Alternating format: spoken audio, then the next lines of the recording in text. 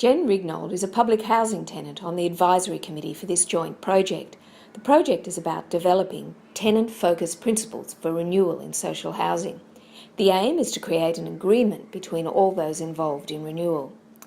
Jen describes why an agreement is important and shares her learning about processes that are tenant-focused. So why is an agreement like this important to residents? Why should I be the one up here talking about it? First and foremost, I'm a houser.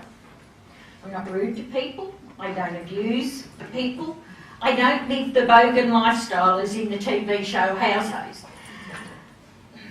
But I'm a houser, and I say that with pride. I have lived in Airds Bradbury for almost 36 years now, and I've seen a lot of changes. But would I change living there? Not a chance. Why? Because in the last 36 years, I have experienced changes myself. I have seen changes in my community. When I first moved to that estate 36 years ago, I walked into the street where the house was that I'd been given, and I said to myself, I'm going to be here 5 years and I'm going to be out. 36 years later, I'm still there.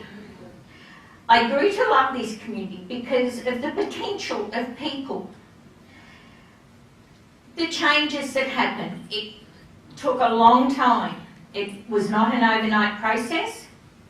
And one of the big issues I noticed when I first moved in there was the relationship between residents and housing. There was none. If there was anything, it was one of fear. Residents were afraid to report anything or to go and talk to housing because they feared retribution of some kind. They feared being evicted. And if anyone thought that didn't happen, it did. I can tell you of experiences where it did happen, where tenants felt so victimised in that area. But it took a long time to change, and it took one person to change it. Her name was Frances, a very quiet-spoken lady. She came into our estate, and every morning before school she'd walk around the estate and she'd talk to people. She'd talk to them about their gardens, about their kids. And then they found out she was the boss of the local housing office, which broke down barriers because they got to know her first. They got to respect her because she showed us respect, and she also demanded it of her staff. We needed to be shown respect. We felt valued and acknowledged for everything that we did. Would I change the housing policies that affect me? In a heartbeat. When policies are made for a company, they're made for business reasons and to get the best value for the dollar. Not against that, you need to do that. But that's only half the equation. The other half is the people who are affected by those policies. And we, as residents in public housing or social housing, are affected by these policies because we need to know this is our community. We can have a say, we can contribute, we can add to and make it a much better place to live. And in my community in Airds Bradbury, that's what happened.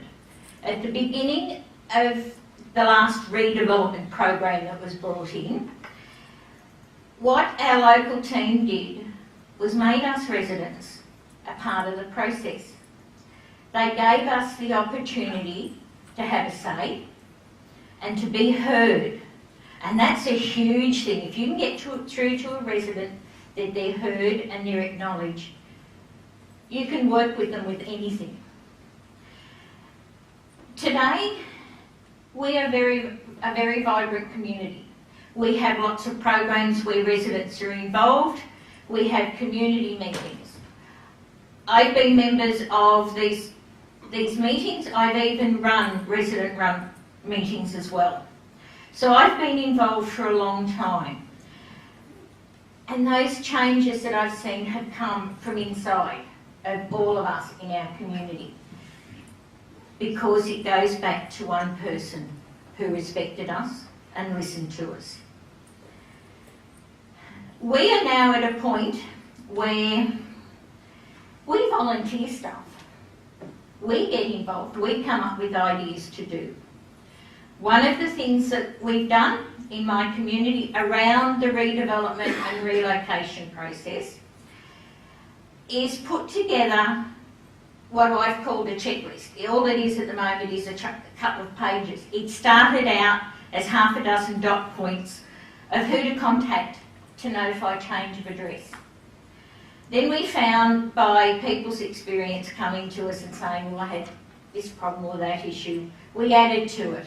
So now what it is, it's about some tips to help them cope with moving, what to do before you move, what to do during and after, and the list for the people to contact for change of address has now grown. It's now a full page long, and I'm in the process of actually developing this into something more substantial so it can go out to all residents who are going through relocation. And another major point with us, with our relocation, because of the way we were allowed to be a part of it, when it came to being relocated, there wasn't the same amount of stress with us. It went a lot smoother, and a lot of us were a lot happier because we had a say through the process. And I wouldn't change that for the world. If I was to say anything to anyone, if you're working with people, talk to them. Throw out your conventional meetings. Sit down with a cuppa and bikkies and just talk.